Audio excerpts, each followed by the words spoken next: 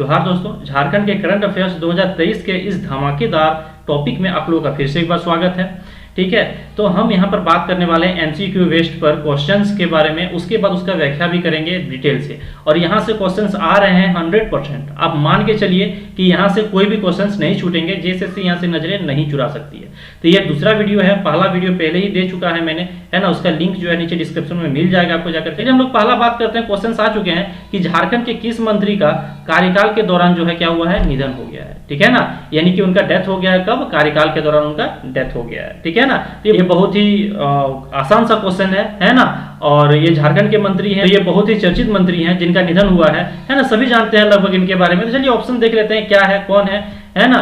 तो सबसे पहला क्वेश्चन आंसर ऑप्शन है हमारे पास जोबा मांझी, दूसरा ऑप्शन हमारे पास है जगन्नाथ महतो, तीसरा है शिबू सोरेन और चौथा है इंदर सिंह नामधारी। ठीक है ना, तो इसका करेक्ट आंसर क्या हो सकता है? और इनका राइट आंसर है जगन्नाथ महतो। इनका राइट आंसर क्या है? जगन्नाथ महतो है, यानी कि ऑप्शन बी। ठीक, इंदर सिंह नामधारी भी झारखंड के एक बड़े नेता रह चुके हैं। अब बात करते हैं इसके एक्सप्लेनेशन के बारे में। इसका एक्सप्लेनेशन क्या है? जगन्नाथ महतो के बारे में जानेगी कि जगन्नाथ महतो से रिलेटेड क्वेश्चंस क्या क्या आ सकते हैं एग्जामिनेशन में। तो पहला व्याख्या हमारे पास है कि जगन्नाथ महतो कहां से रिलेटेड है। तो जगन्नाथ महतो जो है वो गिरिडीह जिले के, है ना, उसी अंतर्गत में क्या डुमरी विधानसभा से, है ना, निर्वाचित सदस्य हैं। कौन से सदस्य हैं? निर्वाचित सदस्य हैं, है ना, क्योंकि मनोनीत जो है सिर्फ एक ही होते हैं झारखंड विधानसभा में, और वो एंग्लो इंडियन है। ठीक है ना, तो मनोनीत के लिए जो प्रावधान दिए गए हैं उस पर बाद में चर्चा करेंगे। अभी फिलहाल हम लोग इसके बारे में बात कर लेते हैं। तो गिरिडीह जिले के अंतर्गत जो डुमरी विधानसभा क्षेत्र है, वहां से जगन्नाथ महतो क्या हुए थे, चुनाव जीत करके आए थे। अभी इनकी वाइफ, इनके देहांत के बाद इनकी वाइफ, यानी कि क्या नाम है उनका, बेबी देवी। ठीक है ना, बेबी देवी जो है इनकी वाइफ, वो अभी शपथ लिए हैं। और इनके जो मंत्रालय थे, है ना, जो इनके अतिरिक्त प्रभार में मंत्रालय थे, उनके वो मंत्रालय अभी उनकी वाइफ यानी कि बेबी देवी ने ये चीज को मिला है। तो नेक्स्ट पॉइंट की बात करें तो इसके पास क्या था, कौन सा ऑफिस था इनके हाथों में, है ना। तो इनके हाथों में प्रांत का शिक्षा मंत्रालय था, है ना। एक्चुअली ये शिक्षा मंत्री के रूप में नियुक्त हुए थे और साथ में उनके अतिरिक्त प्रभार थे। ठीक है ना, उनके साथ में जो अतिरिक्त प्रभार थे वो क्या क्या चीज के थे, उत्पाद विभाग के थे और मद्य निषेध मंत्रालय का था। ठीक है ना, उत्पाद मंत्रालय और मद्य निषेध मंत्रालय का अतिरिक्त प्रभार था जगन्नाथ महतो के पास। और यही दोनों, है ना, ये कि उत्पाद मंत्रालय, ठीक है ना, और यहां से लेकर के मद्य निषेध मंत्रालय, ये दोनों ही अभी किनके पास है, अभी इन्हीं के मंत्री, इनकी वाइफ को बना दिया गया है, बेबी देवी को। ठीक है ना, अभी बेबी देवी क्या है, मद्य निषेध मंत्री हैं और साथ में उत्पाद मंत्री भी। ठीक है ना, तो चलिए नेक्स्ट पॉइंट की ओर बात करते हैं कि नेक्स्ट पॉइंट क्या है। तो ठीक है, तो नेक्स्ट पॉइंट हमारे पास है कि ये बड़े कद्दावर नेता थे, यानी कि इनका बड़ा नाम था, है ना, इनके विधानसभा क्षेत्र में इनका बड़ा ही नाम था। ठीक है ना, इनको क्या नाम से बुलाया जाता था इनके विधानसभा क्षेत्र में, इनको टाइगर लीडर के नाम से बुलाया जाता था। इनको टाइगर कहा जाता था इनके विधानसभा क्षेत्र में। ठीक है ना, ये टाइगर के नाम से जाने जाते थे। अब चलिए नेक्स्ट पॉइंट की ओर हम लोग बढ़ते हैं। इन्होंने जो है लगभग करीब 65,000 पारा शिक्षकों को क्या किया है, अस्थायी किया है। ठीक है ना, जो पारा शिक्षक थे उनको अस्थायी कर दिया गया। कितने? तो 65,000। ठीक है ना, ये इनका एक अचीवमेंट मान लो, या फिर इनका एक ऐसा कार्य जिनके लिए इनको ज्यादा याद किया जाता है। ठीक है, अब हमारे पास नेक्स्ट क्वेश्चन आ रहे हैं और नेक्स्ट क्वेश्चन रिलेटेड है स्वच्छ गंगा मिशन के अंतर्गत, है ना, इससे हमारा क्या है, रिलेटेड है। स्वच्छ गंगा मिशन कार्यक्रम के अंतर्गत झारखंड के कुल कितने नदियों का विकास किया जाना है, यानी कि एक मिशन है, राष्ट्रीय स्वच्छ गंगा मिशन एक कार्यक्रम है। इसके अंतर्गत झारखंड की कुछ नदियों का जो क्या करना है, विकास करना है, इसका डेवलप करना है, इनका साफ सफाई करना है, इनमें थोड़ा सा क्या कहते हैं उनको कि मॉडर्नाइजेशन करना है इस नदियों को। तो कौन कौन सी नदी हैं और कितने नदी हैं? तो सबसे पहले हम ये बात करते हैं कितने नदी के बारे में। तो ऑप्शन आपके सामने हैं। यहाँ पर ऑप्शन ए में है 12 नदियां, बी में है 10 नदियां, और सी में है 5 नदियां और डी में है 7 नदियां।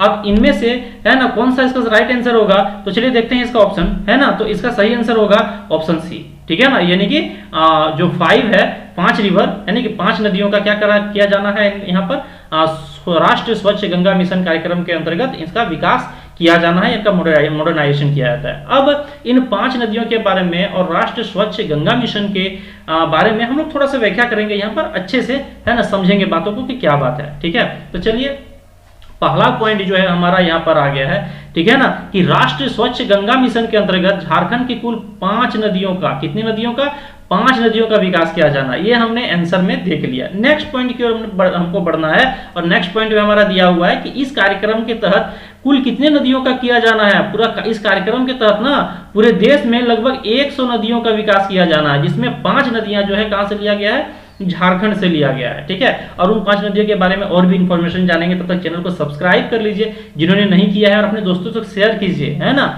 बहुत ही इंपॉर्टेंट होने वाला है और बहुत ही उपयोगी होने वाला है ये टॉपिक। चलिए नेक्स्ट पॉइंट भी आपके सामने आ चुका है इसी बात पे कि यहाँ पे सॉरी एक गलती हो गया है, यहाँ पर राष्ट्रीय हो गया है, यहाँ राष्ट्रीय होना चाहिए, है ना। राष्ट्रीय स्वच्छ गंगा मिशन कार्यक्रम केंद्र सरकार द्वारा चलाया जाता है। किसके द्वारा चलाया जाता है? केंद्र सरकार द्वारा चलाया जा रहा है। ठीक है ना, ये मिशन यानी कि ये कार्य राष्ट्रीय स्वच्छ गंगा मिशन का जो कार्यक्रम चल रहा है ये उनके द्वारा चलाया जा रहा है, केंद्र सरकार के द्वारा। और वो पैसा जो जितने खर्च होंगे इसमें जितनी भी राशि आवंटित की जा रही है वो राज्य सरकार नहीं दे रहे हैं, है ना। ये किनके द्वारा दिया जा रहा है? ये भी केंद्र सरकार के द्वारा ही दिया जा रहा है, क्योंकि ये मिशन जो है केंद्र सरकार का है और इस पर राज्य का बर्डन नहीं है। ठीक है ना, तो इसमें वित्त प्रदत्त कौन कर रहे हैं? तो केंद्र सरकार कर रहे हैं।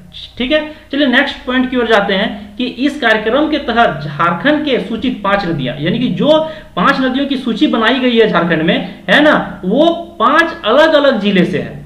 कहां से लिया गया है? 5 अलग अलग जिले से लिया गया है, जो नदियां शहरी क्षेत्र के अंतर्गत आते हैं, यानी कि जो नगर से बिल्कुल बीचों बीच से गुजरते हैं, उस सारी नदियों के बारे में हम बात कर रहे हैं। ठीक है ना, तो इस तरह की कौन कौन सी नदियां हैं जिनका जो है मॉडर्नाइजेशन किया जाना है, इनका विकास किया जाना है। ठीक है ना, तो ये नदियां कहां कहां है? आदित्यपुर जो कि सरायकेला खरसावां के अंतर्गत पड़ता है, रांची से, मेदिनीनगर यानी कि जो पलामू में पड़ता है, और गिरिडीह एवं धनबाद से पड़ता है। ठीक है ना, इतनी सारी नदियां यहां पर ली गई है। समझ में आ गई बात? तो ये था राष्ट्रीय स्वच्छ गंगा मिशन कार्यक्रम के अंतर्गत ली गई नदियां। ठीक है ना, इन जिलों के। अब नेक्स्ट पॉइंट हमारे सामने है कि राष्ट्रीय स्वच्छ गंगा मिशन का उद्देश्य क्या होगा। ये जो कार्यक्रम चलाया जा रहा है केंद्र सरकार द्वारा, इनका कुछ उद्देश्य होगा कि क्या इनका टारगेट क्या है, एम क्या है। क्वेश्चन पूछा जा सकता है कि इनका जो है उद्देश्य क्या है।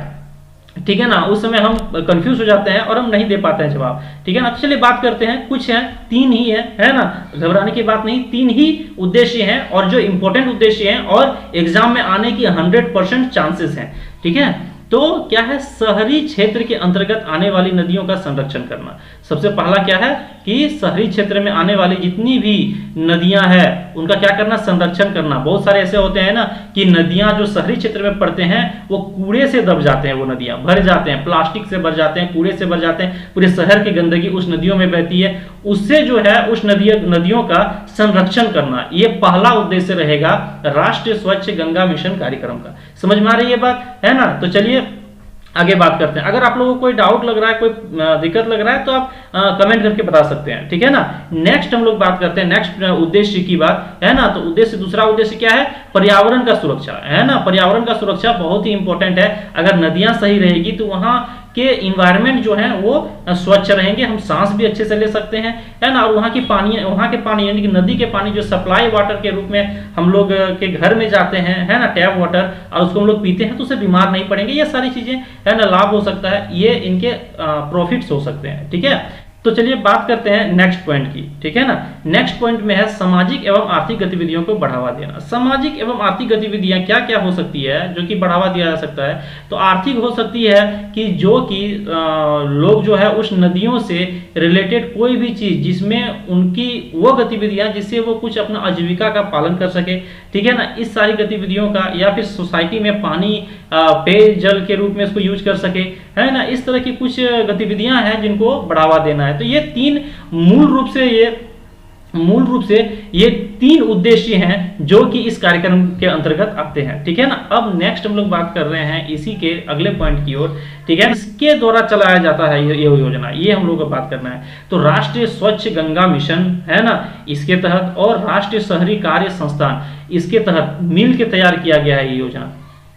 ठीक है, इन दोनों के द्वारा मिलकर ये योजना को तैयार किया गया है। किनके द्वारा? राष्ट्रीय स्वच्छ गंगा मिशन और राष्ट्रीय शहरी कार्य संस्थान के द्वारा। अब नेक्स्ट पॉइंट हमारे सामने आता है कि इस मिशन की शुरुआत कब की गई थी। ये इसके लिए हम बहुत ज्यादा कंफर्म नहीं है ना, क्योंकि थोड़ा सा जो मुझे इन्फॉर्मेशन मिला था उसमें मुझे लगता है कहीं पर कुछ ना कुछ डाउट लग रहा था, क्योंकि देख लीजिएगा अगर फिर भी, है ना, कि इसकी शुरुआत 12 अगस्त 2021 को बताई जा रही है। ठीक है, चलिए नेक्स्ट क्वेश्चन की ओर आप आते हैं। यहां तक हमारा 2 क्वेश्चंस लगभग हमने देख लिया है। तीसरा क्वेश्चन के बारे में बात करते हैं कि तीसरा क्वेश्चन है क्या हमारे सामने, और वो आ चुका है कि झारखंड के बहुत इंपॉर्टेंट है ये क्वेश्चन जो है ना, 99% आने की संभावनाएं हैं, एकदम संभावित क्वेश्चन है ये, ठीक है।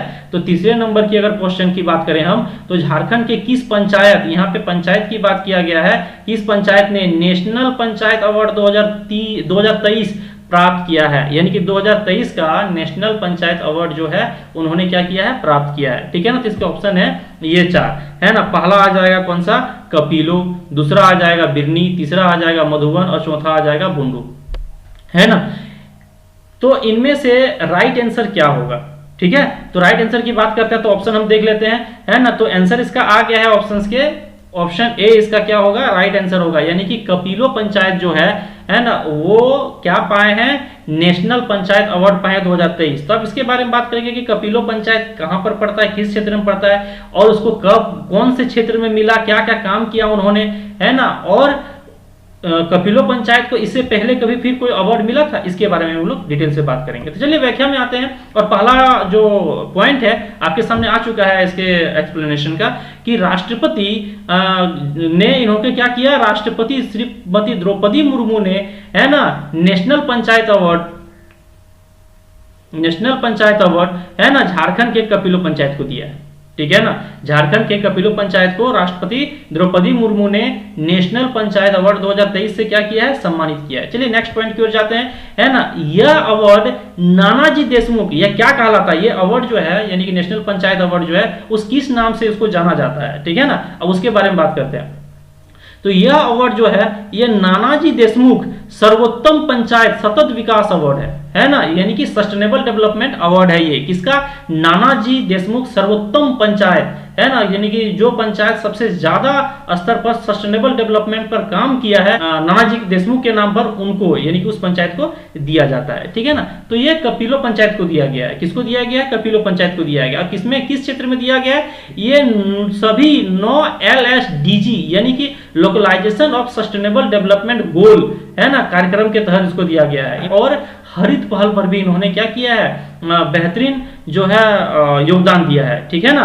यानी कि हरित पहल यानी कि ग्रीन इनिशिएटिव्स, यानी कि जैसे कि सोलर पैनल्स वगैरह वगैरह जो है, उसके बाद फिर पेड़ पौधे लगाना, ये सब जो आता है ग्रीन जो इनिशिएटिव्स है उसके अंतर्गत आता है, यानी कि पर्यावरण का रक्षा करना, ठीक है ना। पर्यावरण का रक्षा करना को ही ग्रीन इनिशिएटिव्स कहा जाता है, ठीक है।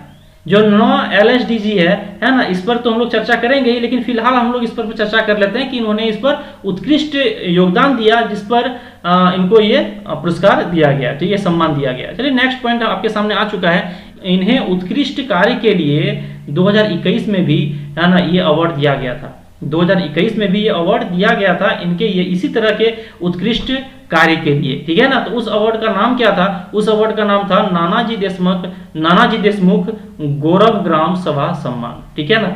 नानाजी देशमुख गौरव ग्राम सभा सम्मान उस अवार्ड का नाम था, जिससे इनको सम्मानित किया गया था 2021 में, 2 साल बाद 2023 में फिर उन्होंने पा गया, ठीक है ना। अब आते हैं हम नेक्स्ट क्वेश्चन की ओर, है ना, नेक्स्ट क्वेश्चन की ओर बढ़ते हैं, और ये क्वेश्चन बहुत ही इंपॉर्टेंट है, और ना ये क्वेश्चन है कि झारखंड के किस पर्वतरोही ने माउंट एवरेस्ट को फतेह किया। अब बता दो आप कि इतना जो भी इतना तक अभी हैं आप, है ना, वही बताएंगे कि कौन सा क्वेश्चन है जो कि एग्जाम में नहीं आने लायक है, ठीक है ना। लगभग सभी क्वेश्चन है जो कि इतना इंपॉर्टेंट है कि एग्जाम में पूछे जा सकते हैं, यहां से जैसे नजरें चुराई नहीं सकती है। चलिए इसके ऑप्शंस देखते हैं कि झारखंड के किस पर्वतरोही ने, है ना, माउंट एवरेस्ट का फतेह किया था, कौन माउंट एवरेस्ट पर, है ना, चढ़ाई किया। तो इनके ऑप्शंस आ चुके हैं। ए नंबर में है प्रेमलता अग्रवाल, है ना, 2 नंबर में बिशेंद्री पाल, 3 नंबर में है लफ्फा नूरू, है ना, लफ्फा नूरू, उसके बाद डी नंबर में है अस्मिता डोरजी। ये 4 ऑप्शंस आपके सामने है ना। 4 ऑप्शंस में इसका आंसर क्या हो सकता है, ये बहुत ही ज्यादा मतलब सस्पिशियस वाला क्वेश्चन है, क्योंकि बहुत सारे लोग करंट से नहीं जुड़े रहते हैं। तो मैं आपको दूंगा ऑथेंटिक करंट अफेयर्स का, है ना, इंफॉर्मेशन। आप बने रहिए हमारे चैनल के साथ, और इसका आंसर मैं अभी नहीं बताने वाला हूं आपको, ठीक है ना। इसका आंसर आपको खुद से करना है, बताना है, और इस आंसर को जानने के लिए आपको नेक्स्ट वीडियो देखना है, ठीक है ना। उसमें आपको ये नेक्स्ट इस 4 नंबर क्वेश्चन का आंसर आपको मिल जाएगा, ठीक है। तब तक के लिए बहुत बहुत धन्यवाद आप लोगों को देखने के लिए। अपने दोस्तों में जल्दी से शेयर कर दीजिए और हमारे करंट अफेयर्स के इस सेशन में आप बने रहिए हमारे साथ, ठीक है। तब तक के लिए थैंक यू।